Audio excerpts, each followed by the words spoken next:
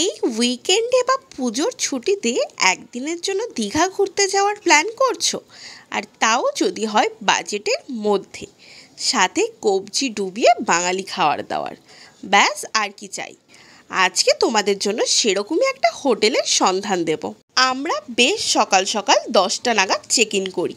এটা হচ্ছে হোটেলের রিসেপশন কাউন্টার। আমরা আমাদের পছন্দের মতো রুম সিলেক্ট করে ওপরে চলে যাই চেক ইনের জন্য। এখানে লিফটের সুব্যবস্থা আছে, তাই সিঁড়ি দিয়ে ওঠানামা করার কোনো টেনশানই নেই।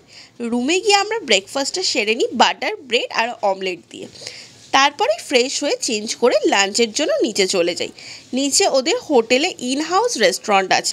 লাঞ্চে ছিল সম্পূর্ণ বাঙালি খাবার, গরম গরম ভাত, সাথে ডাল, আলু পোস্ত, তরকারি। মাছের মধ্যে ছিল সর্ষে পমফ্রেট, চিংড়ি মাছের মালাইকারি, চিকেন কষা আর মাটন কষা। শেষ পাতে চাটনি, পাঁপড় আর মিষ্টি, মানে পুরো এলাহি ব্যাপার আর কি। খাওয়া দাওয়া তো হলো, চলো এবার তোমাদের এখানকার রুমগুলো ঘুরিয়ে দেখাই। এটা হচ্ছে সিঙ্গেল বেডেড রুম, যেখানে তোমরা দুজন থাকতে পারবে।